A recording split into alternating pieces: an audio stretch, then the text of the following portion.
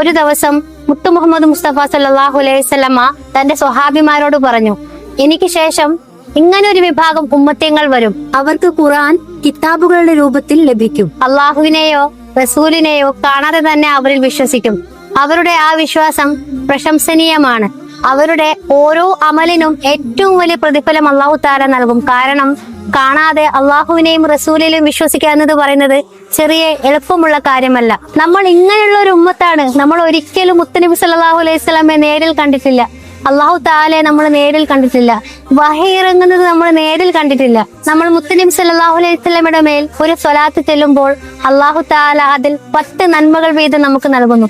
നമ്മൾ ചെയ്യുന്ന ചെറിയ ചെറിയ അമലുകൾക്ക് പോലും അള്ളാഹു തആല വലിയ വലിയ പ്രതിഫലമാണ് നമുക്ക് നൽകുന്നത്. ഇത് മുത്തു മുഹമ്മദ് മുസ്തഫ സല്ലല്ലാഹു അലൈഹി വസല്ലമയുടെ ഉമ്മത്യങ്ങളുടെ മേൽ അള്ളാഹു തആല കാണിക്കുന്ന ഏറ്റവും സ്പെഷ്യൽ ആയിട്ടുള്ള ഒരു കാരുണ്യമാണ്. നാളെ ഖിയാമത്ത് നാളിൽ മുത്തു മുഹമ്മദ് മുസ്തഫ സല്ലല്ലാഹു അലൈഹി വസല്ലമയുടെ കൈകളിൽ നിന്നും ഹൗദുൽ കൗസർ വാങ്ങി കുടിക്കുന്ന ഭാഗ്യവാന്മാരുടെ കൂട്ടത്തിൽ നമ്മളെ എല്ലാവരെയും അള്ളാഹു തആല ഉൾപ്പെടുത്തുമാറാകട്ടെ. ആമീൻ എന്ന് കമന്റ് ചെയ്യാൻ മറക്കരുത്.